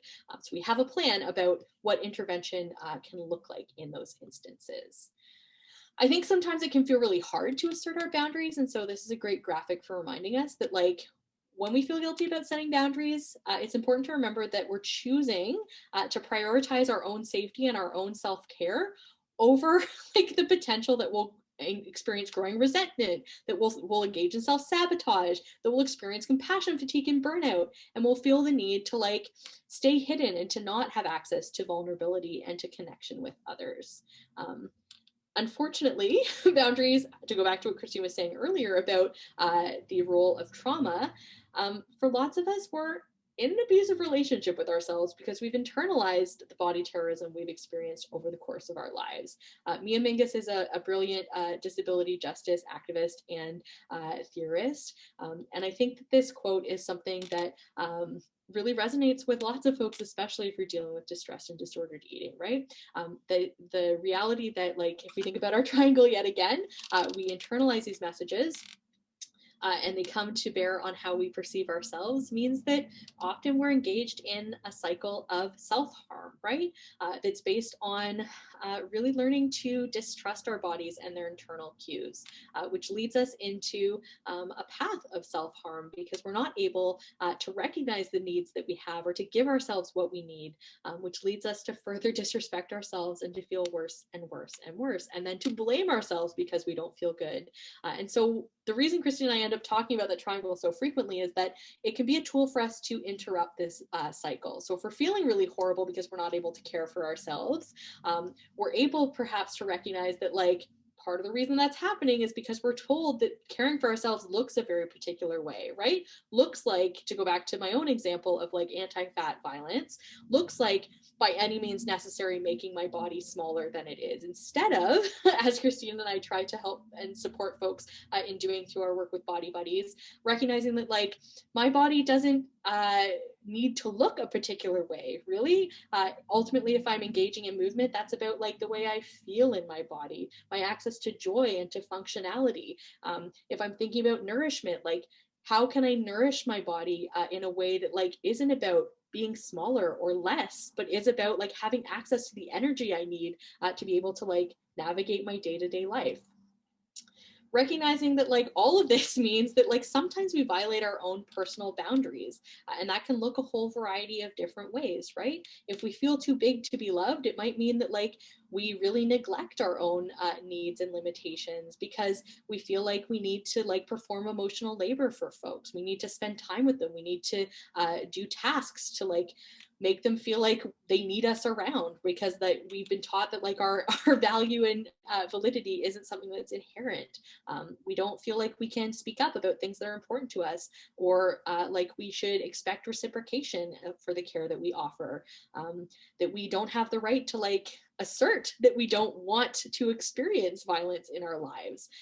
For a long time in my own family of origin, fat phobic commentary was like a day-to-day part of my life. My grandfather was a very fat person, and my entire childhood was spent hearing my entire family make fun of him. And as I gained weight myself, as I aged, like, I'd internalize those messages, and had internalized the idea that like I needed to not be fat, because being fat was like the worst possible thing I could do, and was something that like meant that I should expect ridicule, should expect rejection, and so that meant that I didn't assert or respect my emotional or physical limits, right? And as a result, my body has experienced the harm of the violence that I internalized. Um, I think it's really important to recognize that body terrorism in relationships is violence. These are great graphics from Ambivalently Yours, right? About how it's not love if it makes you hate yourself. I think, to go back to what Christine was saying, like often body negative commentary, body shaming, food policing is like tied up in like sincere desires on the part of our family members to like care for us, right? Recognizing that like living in this metanormative system means that like they too have internalized these ideas around scarcity, around what we need to do or how we need to be in order to like be loved and to access care and to like find relationships that in which we'll be able to like be cared for and valued for the rest of our lives. And so, often because those messages are transmitted to us uncritically, we really feel the weight of those expectations. And so distancing ourselves from them can be really hard. And so this is an adaptation of the Duluth model, which is often used to talk about the ways in which intimate partner violence manifests, which I recently adapted for a paper that I've written about anti-fat violence. And I think it can be really helpful in helping us to break down and to understand what those violences look like. And so you were provided with this graphic via the email attachments that you received earlier today. So it may be useful. It may be a useful tool for you in your own life in identifying what anti-fat violence actually looks like. I don't think we're going to spend time talking through it today, but the content warning when you are engaging with it is that it does illustrate some like explicit examples of what violence looks like when we think about anti-fatness and about weight stigma. And so, Christine, I want to throw the ball back over to you for for a piece around how to respond to violence. Yes. So going back to referencing Mia Mingus's work here, so a lot of her work is both in disability justice and in transformative justice. So really working with survivors and folks who are responsible for that type of violence in thinking about accountability work. So there's tons of writing out there about accountability and the different steps that folks can go through and understanding what that work actually looks like out there. So I highly recommend folks, if that is of interest, to check it out.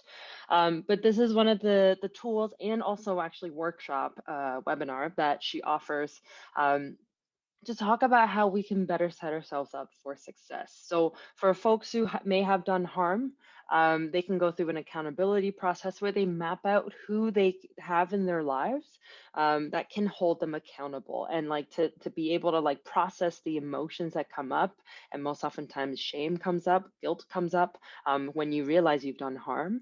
And so to map out those key folks in the center circles, to then be able to support your process of holding yourself accountable. And I think in this context, for many of us, this might be a tool that you can use to better understand how you can support yourself too in experiencing relational violence. So maybe if you're thinking about sort of body negativity messaging that you hear a lot, or for folks who experience eating disorder or distress eating, that sort of voice that comes up, perhaps you have folks that you can go to, or you can consider building those relationships with folks that you can go to then share and air out those messaging to then challenge.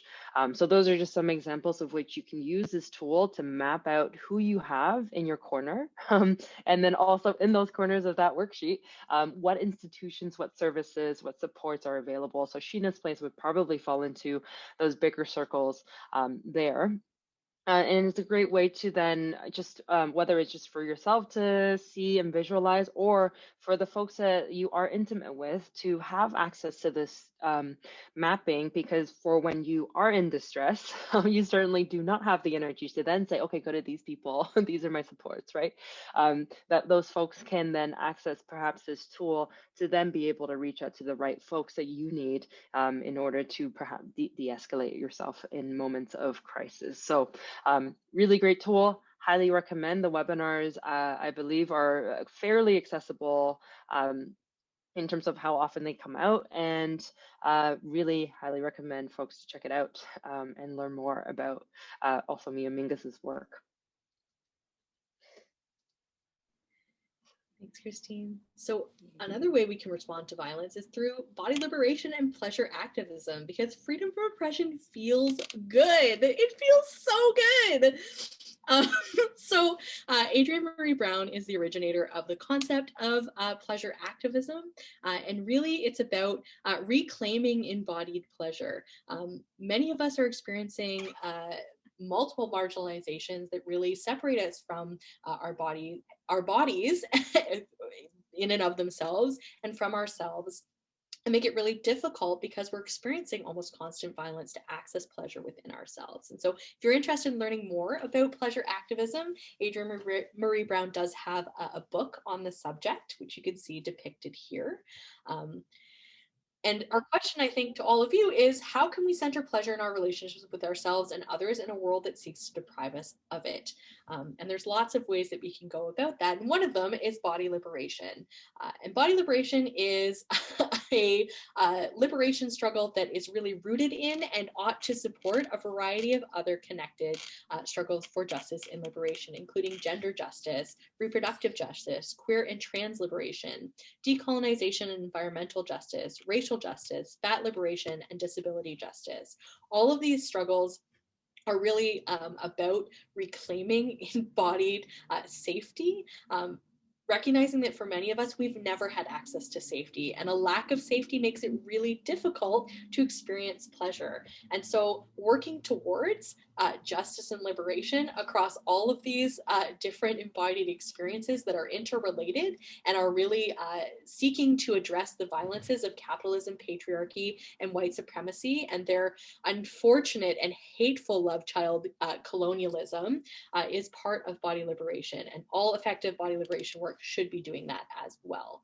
Body liberation at its heart is about resistance and resilience within these systems of oppression that harm us, believing, as was already said, that we're all the captains of our own underpants, and that inherently, by virtue of being an alive creature in the world, all of us are valid and valuable and deserve to be treated with respect and to have access to well-being.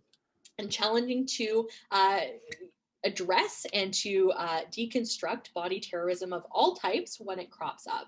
So going back to these sturdy trunks of body liberation, this is the framework around which we configure our own body liberation work. So you can see illustrated here the sturdy trunk of autonomy, non-judgment, body neutrality, and validation and celebration. And so as I said, if you're interested in accessing a deeper dive into this, it's something we've done in previous Sheena's Place webinars, which you can find on the Sheena's Place YouTube page.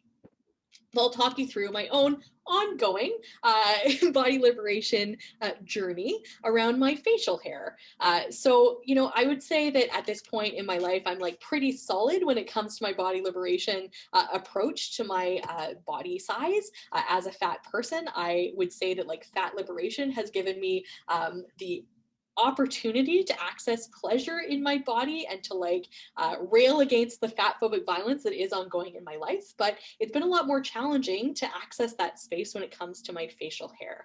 So you can see here a picture of me as a pretty young person. I'm like probably about 16 here, having drawn on a lovely little goatee on Dress Like Your Favorite Teacher Day. I dressed like my drama teacher, Mr. Highgate, because he is my hero and created a space for little queer me where I felt safe when I didn't in a whole lot of other spaces. And so, you know, drawing on a little goatee felt pretty accessible to me. On the other side, you can see me after a training with one of Christine and my colleagues, having applied a fake, very Lord of the Rings dwarf-like beard to my my face, and rocking some like pretty robust eyebrows, and engaging in these like acts of costuming for me was a way of exploring how it would feel to have the facial hair that actually grows on my face.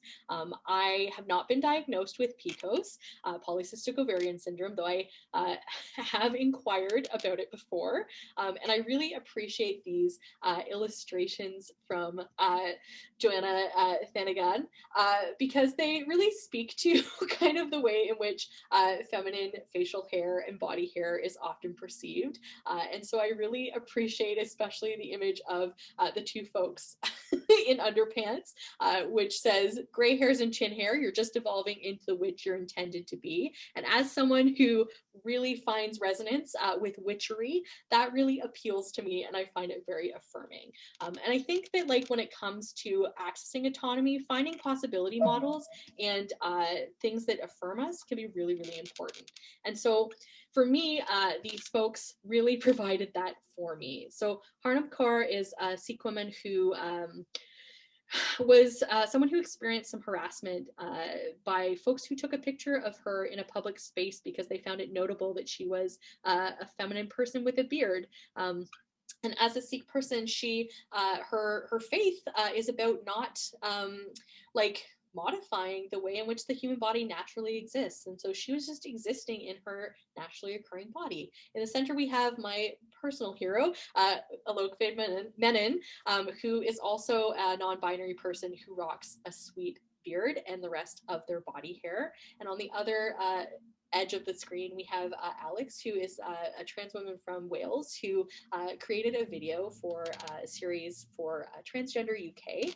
And she was one of the first folks that I saw on video speaking about how, like, you know, womanhood can include having a beard too. And so all three of these people really made me feel empowered by validating the experience that I was having as a non-binary woman, and by celebrating their own facial hair. And so, you know, I think through kind of that process, like, that allowed me to feel like more autonomy around growing out my own facial hair, more readily able to like engage in non-judgment around the way in which my body just naturally exists in the world, to further be able to access body neutrality and to celebrate my own facial hair in the same way that I see these folks celebrating their own. On the same kind of topic, so too did realizing that like my handsome facial hair really makes me look like my handsome grandfather when he was younger, and reclaiming like delight in my fat, hairy body is something that I think is for me increasingly about like honoring my grandfather and really like engaging in an interruption of that cycle of family violence when it comes to fat phobia and anti-fatness. And so, you know, when we think about body liberation and pleasure activism, it's really about resisting diet culture, challenging anti-fat violence, practicing body liberation, and reclaiming embodied pleasure. And as you heard in my own kind of illustration of my facial hair experience, part of that is seeking support. So surrounding yourself with folks who will honor and love you and lift you up. Collective liberation is really the goal here. And so lifting each other up across the huge diversity of ways in which we might have an embodied experience is really key to that, as is recognizing the violence when it takes place. You know, people are going to be at different points in your life with recognizing things as violence. And so I think it's really important to acknowledge that, like, sometimes we're not going to be understood by the people around us, but that's okay, because when we're growing, we should just focus on growing, and recognizing that our bodies are not a measure of our success as human beings. By, as I said, virtue of existing, we are valid and valuable as we are and deserving of respect. Start small. What's one thing that your body has allowed you to do or experience that you're grateful for? Recognizing that, like, you know, for lots of us, that small thing is going to be really difficult to do. And so forgiving ourselves for that difficulty is really important, because it's not our fault that we experience violence in the first place. It's never our fault when we experience violence, and it's not fair for us to be shouldered with the emotional labor of unpacking and healing from that violence. But recognizing that it's a process and takes time can sometimes allow us to be more compassionate with ourselves as we go through that process. Finding texts that support us. So we don't have time today, but there's a great scene in the Hulu show Shrill where Annie and Fran, these two best friends you see here, attend a fat babe pool party. And for myself, like when I was healing from anti-fat violence, I had a really transformative experience myself when I attended the No Lose conference and went to the fat pool party we had there in a bikini for the first time in my life.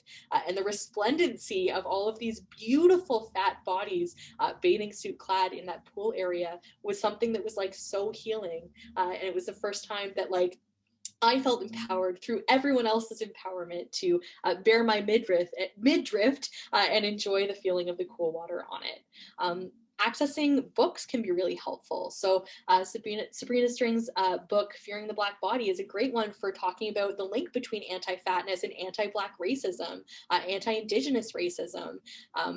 You know, really equipping ourselves with an understanding of the ways in which different systems of oppression are interrelated and supporting one another can be really liberatory, as can like accessing books like Marilyn Wan's Fatso or the Fuck It Diet, which is a book that addresses kind of like a body liberation centered approach to food. Health at every size is a piece of, a structural framework that can be helpful, as can intuitive eating, recognizing that both of those concepts are still perpetuating healthism and are not necessarily representative of like the experiences we're having in relation to the socioeconomic system or to our cultural food practices.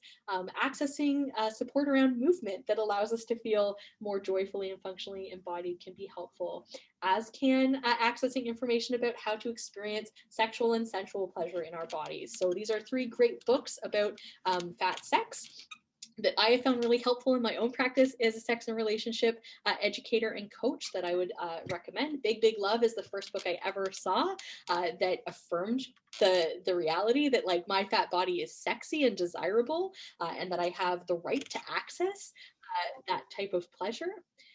Because ultimately everyone deserves love and care, regardless of what our bodies look like and our experience moving through the world. And if we're not receiving that love and care, if we're experiencing violence, that's something that deserves to be addressed, because it's something we all deserve to have access to. So hopefully after all of that heavy cognitive lifting and all of that emotional processing, folks are feeling okay. Thank you so much for spending your time with us today. And here's our permission slip to you to do nothing or something, to be unproductive, and to do what makes you feel good or comfortable or calm or normal or safe or okay to get through this in a way that works for you, because, you know, addressing violence is hard work. Reclaiming a space within ourselves and our relationships is hard work. And thank you so much for spending this time together with us today in the interest of doing that work yourselves.